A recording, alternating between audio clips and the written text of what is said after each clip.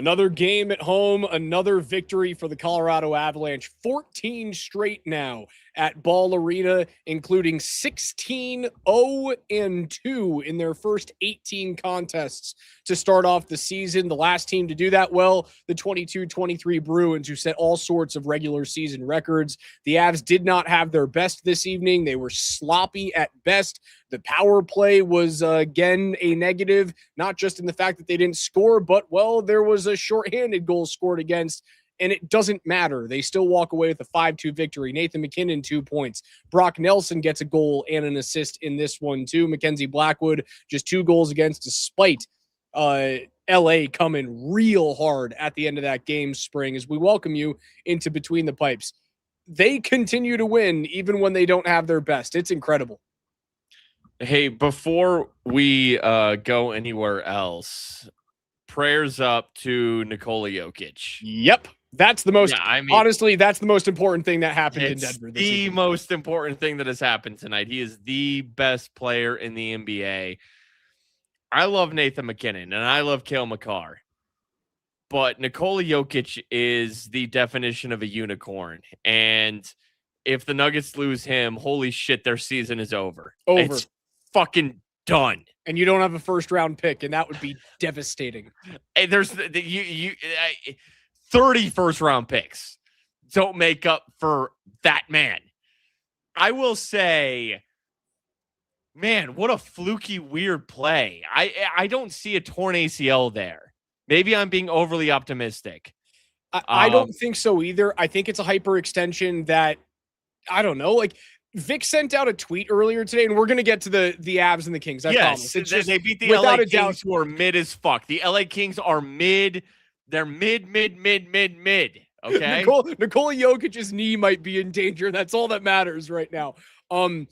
It didn't look as bad as the Cam Johnson hyperextension. Certainly not nearly as bad. When Cam went down, I was like, oh no. But it turns out it's a bone bruise. When you look at the Cam's highlight looks like a torn ACL. Jokic's highlight looks like a bone bruise.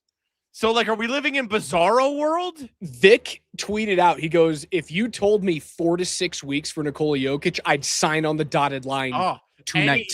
I would take it all day. I did not see. There's a great chance it's not even near 4 to 6 weeks either. I didn't see a torn ACL on that play. Now, maybe it was, because these things are so stupid and dumb. And again, as we, look, prayers up to Nikola Jokic. You lose him, your season's over, and we don't want that. He's we have blessings in this city. It's Jokic, it's MacKinnon, it's Makar. Jokic his game is so next level. Yeah. That, it is the story tonight. But I referenced, in terms of the Avalanche, they've had 14 players play every single game this season. Injury luck is absolutely a part of it. As far as this Avs game tonight, Raj, Anton Forsberg is starting in net for the LA Kings. You win this game. Yep. That's what you do. It's almost an inevitable outcome. And the Avs got it done. They played extremely well tonight. They played very well tonight. Barring injury, the Avs are just going to do their thing. Now, the Nuggets have a little bit of a different scenario because Oklahoma City is the defending champs and they're in their prime. The San Antonio Spurs have beaten the Thunder 3 straight games, and the Spurs are up and coming. There is kind of a log jam. I look at those 3 teams. I think Houston is formidable. I think the Lakers, if Austin Reeves is healthy, are formidable. The Wolves are there. They're good. I know they've had the Nuggets number. There's a log jam in the Western Conference. You need Nikola Jokic. In the NHL, now the Avs have only played Dallas once. Dallas is that team, and they got the Avs in overtime. That's one of their 2 beyond regulation losses at home this season, Carolina and Dallas. And those are 2 teams that you'd look at and you'd say, okay, yeah. And what's funny about that Dallas game is they outplayed Dallas in that game. They were the better team, but they lose beyond regulation. Colorado is so good, and they've had great injury luck. It's a huge thing. You know, you lose a guy, you lose a McKinnon, you lose a McCarr.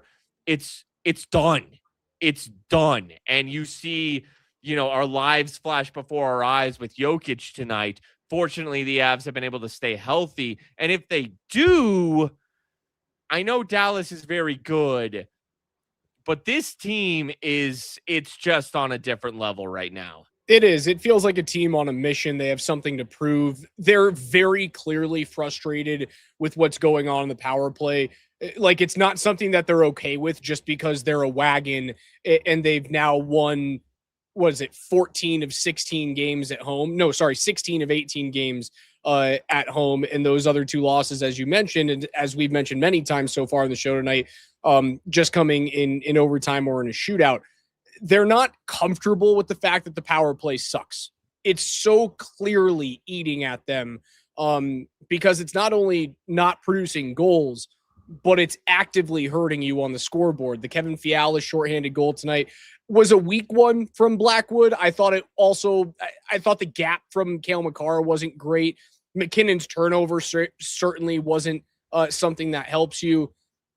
I hope they'll eventually figure it out. It's gotten slightly better, but slightly better is still quite awful at this point. You just hope that it's not their Achilles heel that kills them in the playoffs like it was last season.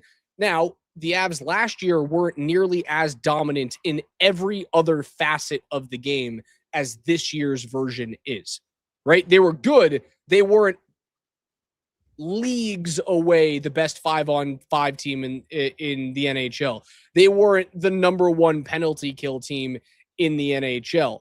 So I wonder if you play the same Dallas series from last year and you still have a worthless power play, which it was last April, do you even get through Dallas because of how good they are everywhere else this season? I would think yes, but I don't want to leave it to chance. I thought that their first power play tonight, they were moving it. They were getting good looks. Nate just found himself on the right side, and he looked dangerous over there, which is where he's going to have to occupy. He's going to have to float. It's what he's going to have to do. 0 for 4 tonight, though. And, you know, at a certain point, it has got to get going. But look, the injury luck is a real thing. Tonight is, you know, across sports, it is an indication of how important it is. And sans the power play, 5-on-5, when this team is, you know, just when they're healthy and they're on their game, they're so good that the power play, which is inexplicable, it is inexplicable with the talent that is out there, how poor it has been. But despite it being as porous as it has been, they have 2 regulation losses on the season, and they are 16-0-2 at home. That is how good this team is. It is almost, I want to say, inevitable that the power play will get going because of the talent. The talent should eventually even out. Now, I brought you guys through some of the I wouldn't say nerd stats, nose picker stats, but a little bit more in depth on the power play.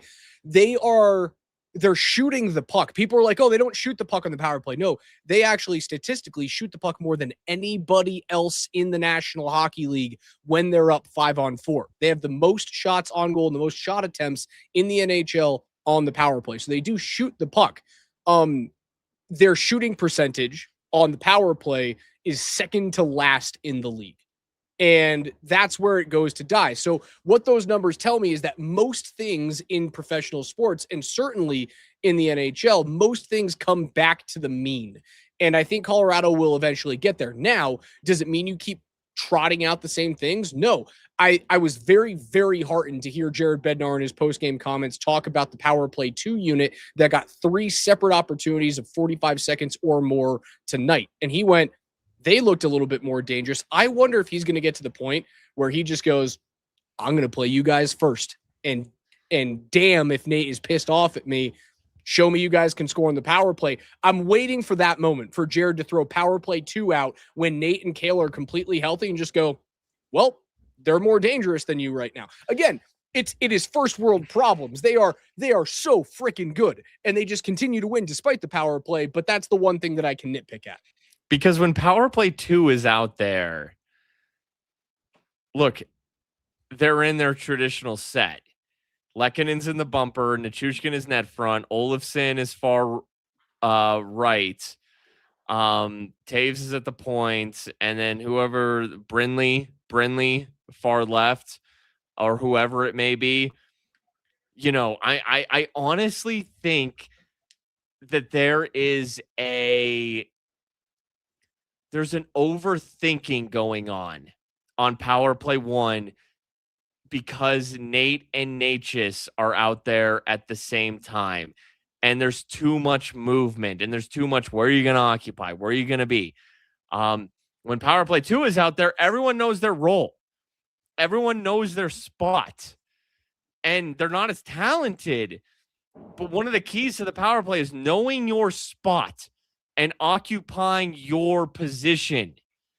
And when power play 1 is out there, there's just too much rotating. There's too much uncertainty because, again, Nate and Natchez are redundant. That's just my theory. Okay.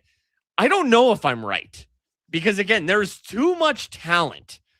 There is way too much talent out there. But hey, maybe they figure it out, and maybe this takes a stretch. And you know what? It'd be great if they figured it out in the playoffs. That's when this would become an issue.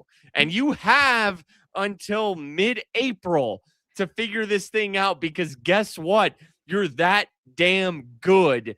And at this rate, when you look at the schedule, you know, barring them just jamming their thumbs up their butt, there is nobody who's going to beat them except for Dallas.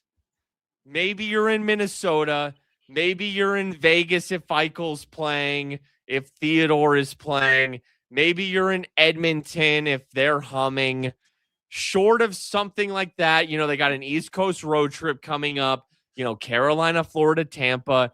Those are solid teams. You're on the road. Short of anything like that, this team's not losing to anybody unless they just take the night off. And you heard the metaphor I used.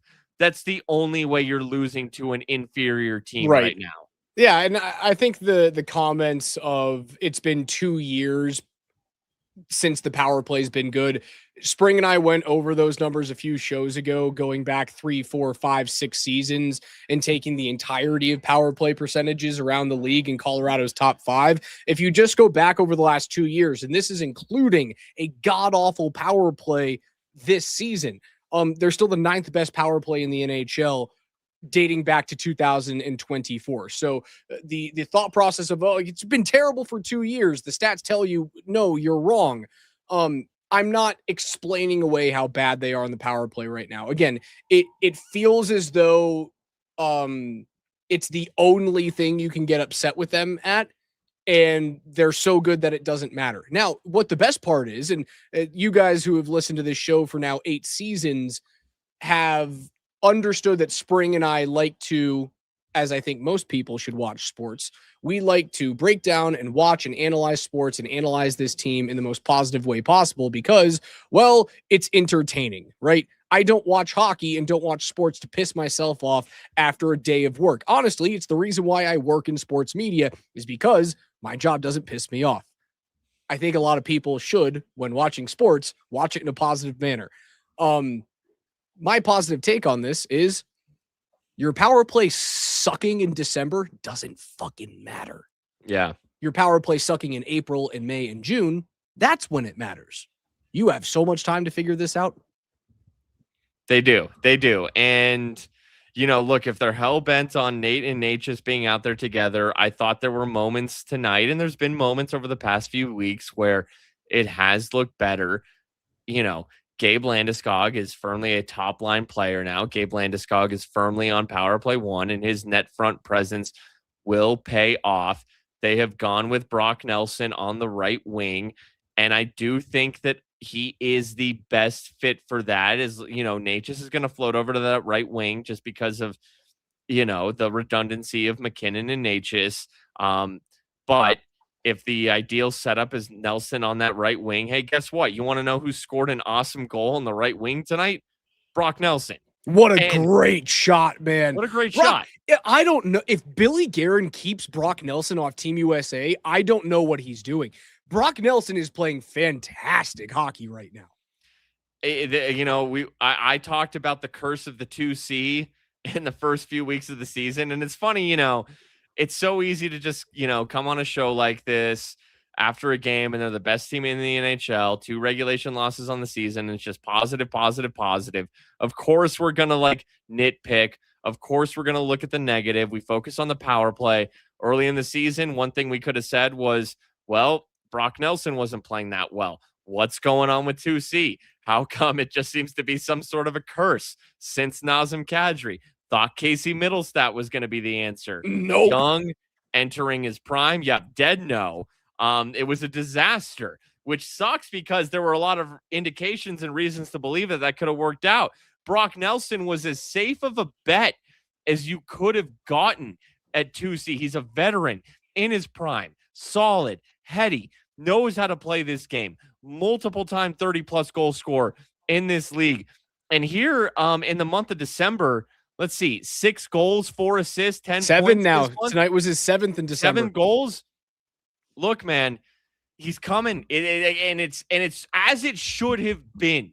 Because as I just said, he was as safe of a bet as you could have had at 2C. He's beyond the prime of his career. He's a solid veteran, and you see the shot that he has, whether it's the little snapshot, wrist shot, or he can rip that thing. He has some pace on his shots, so it's good to see that, the safe bet is paying off. Brock Nelson is playing great hockey right now. I would continue to have him on power play 1. I wonder if he's the answer where Natchez stands. If you want to mix up McKinnon, Natchez, you do unfortunately miss the one-time opportunity from Mikko Rantanen. There aren't all that many left-handed one-time power play specialists that are out there on the trade block, but I'm sure if it's an issue for Chris McFarland, they will kick the tires around the league and see if they can find someone. Maybe if the New York Rangers continue to struggle, you can find someone there. Maybe if Toronto continues to struggle, you can find someone there. But again, the cap's going to be an issue, man. And I see, put Malinsky in there. It's another right-handed shot. That's the issue. Colorado has so many. I heard the other one. Throw Brent Burns in there. It's another right-handed shot. They have so many righties. Yeah. And it kind of kills them on the power play. I thought the Burns and Manson pairing were not good tonight. I thought they were very sloppy. They turned the puck over early. They turned over often, as good as that pairing has been, and they've been really good. I think I remember talking at the beginning of the season, Spring. I go, there's going to be some games where you see Josh Manson and Brent Burns and you go, what the hell is happening with their puck possession? And you're going to be upset with it, and it's going to look ugly. And then when the playoffs come around, you're going to go, oh, I don't care about what happened in game 37. But when does LA score tonight? They score on special teams. Yep. Yeah, none of them went into the back of your net.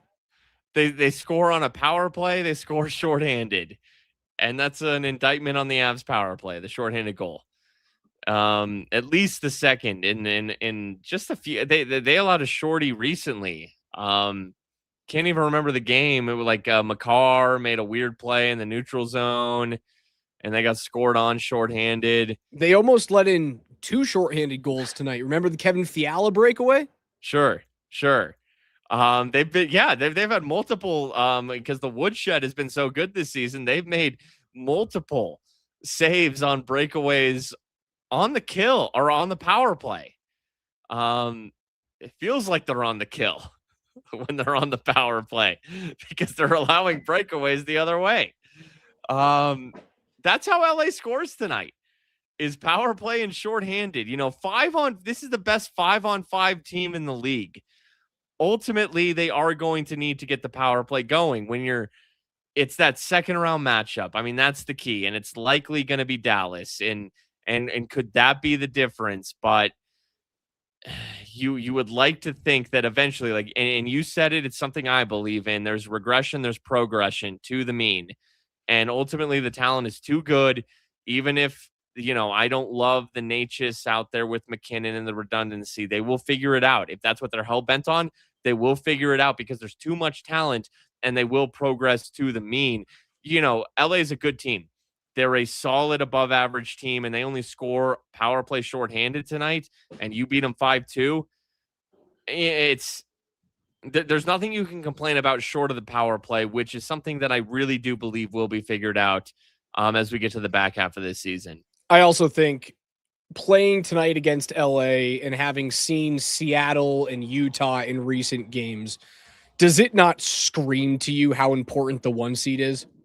Because those are the types of teams that you'll match up with in the first round. You'll get LA or San Jose or Utah or Seattle. One of those teams is going to be the 8 seed, more than likely. The old adage in the National Hockey League is nothing changes in the standings after American Thanksgiving. Most of those teams that are above the playoff line come American Thanksgiving stay in the playoffs. Now, there's a little bit of change, but most of the time, those are your playoff teams. It matters so much. Like a 7-game series against LA is a 4 or 5-game series. I firmly believe that for San Jose and for Utah and Seattle as well. Now, I've been burned before saying that about the Seattle Kraken actually on Seattle airwaves, and then we all know what happened in that series, 7 games all over. Well, nobody could have forecasted, a hotel room visit and what else happened in that series. And what it does, it was an atom bomb in the room. Like you can't, as much as I call these guys mutants, and they're also, mutant versions of humans and emotions play a role. Nobody's as locked in right now as Valerian Nichushkin, by the way. Yeah, he looked pretty good. He's locked in on the ice. His mentoring of Bardakov, and Bardakov's out right now. And now that everyone's healthy, but nobody's as locked. I am confident in saying that that's over.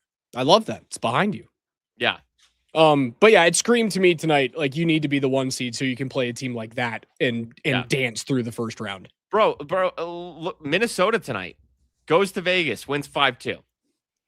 The Central Division, those 3 teams, Colorado, Dallas, Minnesota. No Eichel, no Theodore, no Carlson. I mean, Vegas, they feel that. And that's part of the reason that Colorado was able to come back and win that game. And then Minnesota goes into Vegas and wins 5-2. Like, this division, it's almost stupid how it's not even close. The 3 best teams in the NHL are in this division. And that's even more so why it is so important to get the 1 seed. You're now 8 points clear of Dallas. You have a game in hand. Isn't that nuts? Play tonight. Yep. And you have a game in hand. Who does Dallas have next? I think they got to play tomorrow night. I think Dallas plays tomorrow, Spring. I'm going to look at it right now. I was actually peeking at the NHL scoreboard earlier for tomorrow night, but I forget. Dallas does not play tomorrow. Dallas plays on New Year's Eve against... They don't play tomorrow night. No, but do you know who they play New Year's Eve? Arguably the hottest team in the National Hockey League. I'm looking at it right now. Coming off of their 9th straight victory, the red smoking hot Buffalo Sabres. Could the Buffalo Sabres make it 10 straight against Dallas? Byram. Dallas, Buffalo baby. winning. Or is it 9 straight? What's tonight? 9 straight? It's 9 straight tonight with a 4-2 win over St. Louis. Oh, isn't that nuts?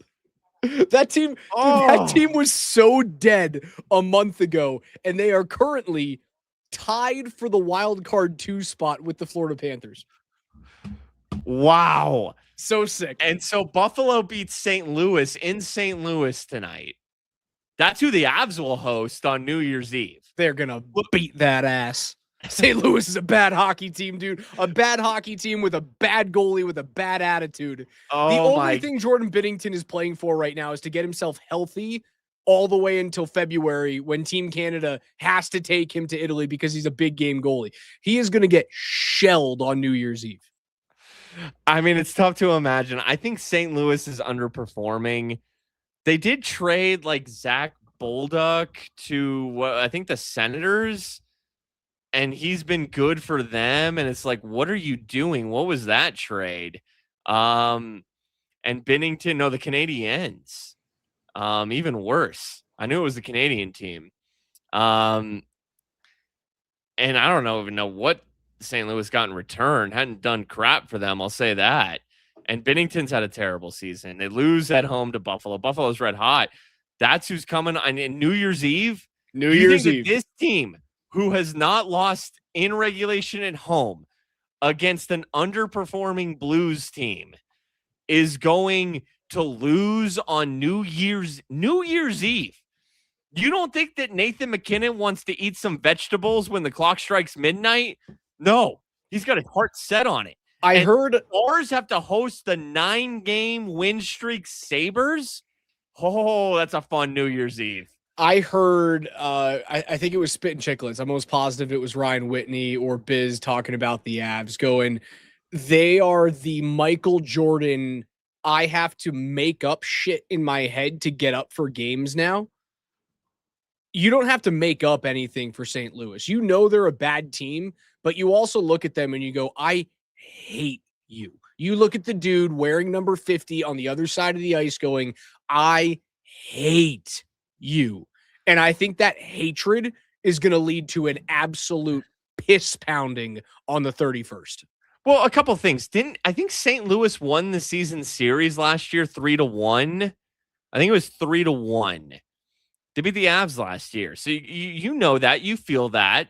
There's a strong carryover from last year to this year. There's a massive chip on this team's shoulder in general from last year to this year. And this has got to be a Scott Wedgwood start on New Year's Eve, right? And Probably. I mean, they've been alternating. They kind of threw us off with Wedgwood starting 2 straight over the holiday break. Did you hear Bednar's response on why he did that tonight? I mean, I saw Mosier's theory on it, him texting it to us, but what did Jared say? Bedsy said he feels comfortable putting Wedgwood in a situation like that. And what the situation is day of travel. And the way that he went about it was McKenzie, his whole career basically has been a starter, right? Like he hasn't been able to stay healthy. And that's the reason why he never got like a full-time gig until he was in San Jose. And then certainly here, he goes, he's a starter, and number ones need to know when they're playing, and they typically need a day off in between starts so that they can start to get their head ready. And he goes, and guys who have been backups in this league are always ready to go at any given point, including day of travel. And he goes, we're traveling day of, couple of days off. I felt great giving it to a dude who is comfortable in any situation, and that's the reason why he went with Wedgwood in Vegas. Okay. That makes a lot of sense. I actually did not realize that they traveled Saturday morning. You're not allowed to travel. You were not allowed to travel until the 27th. Yikes. Yeah, that actually, I you're right. I feel like I've heard that. And also Mosier, texted us and said, Wedgwood has very good career numbers against Vegas, and Blackwood does not. Although, and I get it. I don't hate it. My counter doesn't help when you're a Shark playing in Vegas for most of those starts. There's that. And I would say, look, at some point, Mackenzie Blackwood's going to have to play well against Vegas because they are one of the upper echelon teams in the NHL, although not quite on the level of the freaking top of the Central Division, which is insane right now. But if you're Scott Wedgwood and you're getting that start on New Year's Eve, and New Year's Eve is a big night. I love nights like that. Like those are nights. People are out. It's a big night. It's a wild crowd. Yes, that crowd is liquored up. Remember, are they going to do that freaking indoor fireworks show that they did on New Year's Eve pass? Maybe Didn't not. they beat the living crap out of St. Louis on New Year's Eve a few years ago? I remember one against Toronto. I'm almost positive they hammered St. Louis one of these years over the past like 3, 4, 5 seasons. I'm almost They positive. may have. But it's a big New Year's Eve. If you're at home, that's a huge night. So I think Wedgwood's going to get that start. And he deserves it. I thought Blackwood was very good tonight, and Blackwood's been very good the past 2-3 weeks. Obviously, Scott Wedgwood's been good all season when Blackwood was hurt and extending until now. Didn't have his best start in Vegas. Avs bailed him out, got the win. Wedgwood deserves this start. And you're going against Jordan Binnington, Team Canada guy. And you have an opportunity here, head-to-head, Wedgwood versus Binnington, to have the superior start. And if I'm an Avs skater in front of Scott Wedgwood, I am making it an extra point. There is an added emphasis to absolutely annihilate Jordan Binnington, to rock that save percentage and that goals against average, and to help my goaltender behind me to have the best possible start. Or at the end of the night, if you're the Team Canada officials, executives, and you look at that game, it is undeniable which goaltender had the better performance and which goaltender deserves to be on that Team Canada roster. I hope to God they do. I hope to God, because I have this really sneaking, ugly feeling that not one of them is going. And both of them, both Wedgwood and Blackwood, should be there. I have a really sneaky feeling that I have the same feeling you do. That they're going to go Binnington, Thompson, and like Montembeault, or I don't know if they could do this. It would be horrible PR. Hart. I have this really sneaking feeling that somehow both of those goaltenders, Blackwood and Wedgwood, are going to get held off of Hockey Canada. And again, I'm going to go as an American, thank God, right? As an American hockey fan, I don't want Wedgwood or Blackwood there because they're better goalies. Yeah. Man, it's almost inexcusable to not take one of them as the third. Because there's not, when you look at the top three, there's nobody. Carter Hart, look, I said it, man. I didn't think he was good in that Knights game. I really didn't. I thought his positioning, his play overall, it wasn't just that the Avs had these shots where it was like, oh, Carter Hart can't stop that. No, I thought that Carter just did not play well. But you're right. There, for some reason, it feels like they're not giving these two their due. I don't know what it is, but it just feels like Team Canada's goaltending room is just already set. Like they made their decision over the summer and they're not adjusting it. Yep. And what's crazy? What's crazy is that, the American goaltending room has changed multiple times over the past few years. And for a while, like Thatcher Demko was going to be the third American goalie. And I don't think he's making the team. They've looked and they've gone Hellebuck. They'll find like Swayman may have been the third goalie this year. Jake Ottinger's certainly going to make that team. But like, I think the U.S. is more in tune with, we're going to find the goalies who are playing their best right now rather than the dudes that we just like have to rely upon because they've always been in the red, white, and blue pipeline. Now, I think that's what Hockey Canada is doing is they look around, they go, well, we don't have a stud right now, or not right now. We haven't had a stud consistently over the past few years, dating back to Carey Price, right? That's probably the last like stud that they've had. So then they go, well, who's played for us in the past before? And that's who they're going to go with. And I think it would be a huge mistake for Hockey Canada. Yeah. And as you said, it's good news for the US because I don't see, I know, and I've even deemed him big game Binnington because look, he's proved it. What he did at the Four Nations was excellent. And there's no denying it. And you've seen how he's played overall in the playoffs and certainly that Stanley Cup final, although we're like 6 years removed from that now, which is crazy how time flies like that. If they go Binnington, they're going to get rocked. They're going to get lit up. And they're going to rue not bringing one, if not both, of the Avs goaltenders. I've heard the argument for Wedgwood over Blackwood, not because he's the better goaltender, because I think McKenzie's the better goaltender with the higher ceiling and the higher like all-star potential. I've heard the argument for Wedgwood over Blackwood because of kind of what Jared Bednar said regarding the Vegas game. He goes, it's been a career backup.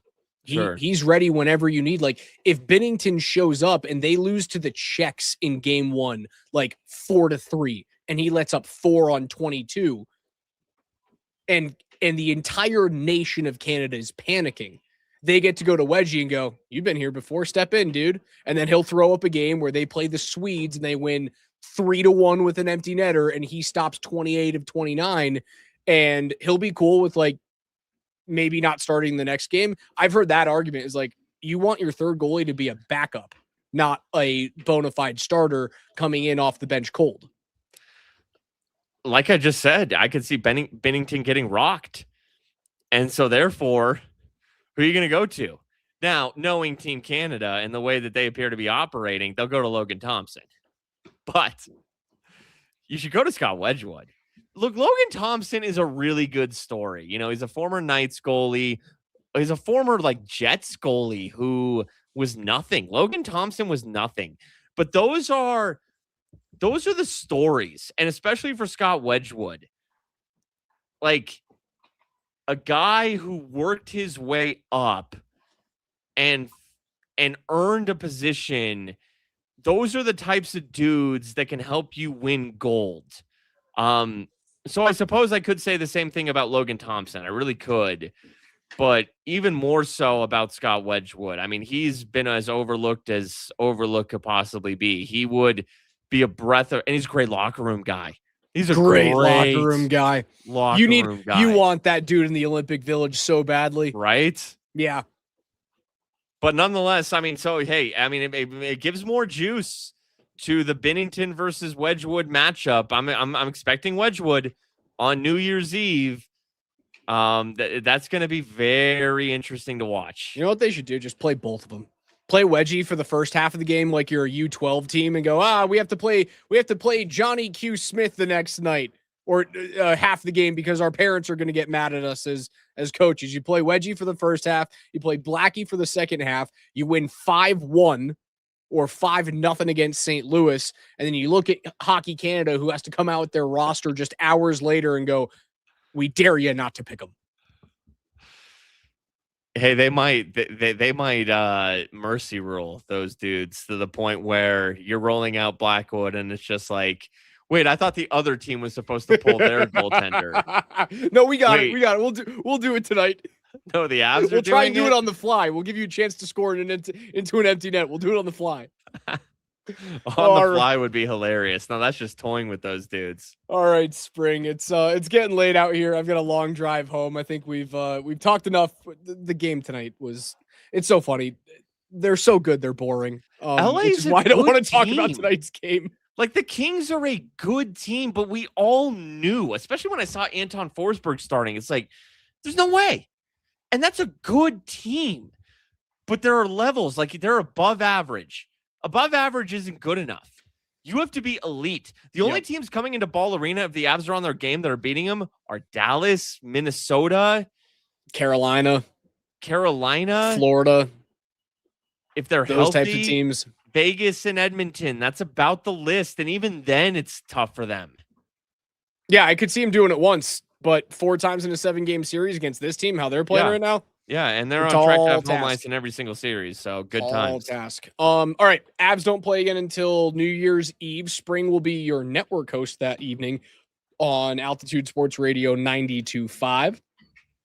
So I'll have you guys doing pregame show and intermissions and postgame like I did tonight on 9:50, and then Spring and I will come online about 9 or 9:30 on New Year's Eve to do a little between the pipes wrap up before you guys go off for your midnight celebrations But that'll do it for us. For Spring, I'm Raj. Avs win yet again. Shocker. What's new? 16-0-2 at home. 14 straight victories at Ball Arena in front of the Mile High faithful. They continue to be the best hockey team on earth, and they do not stop. We'll talk to you guys on New Year's Eve.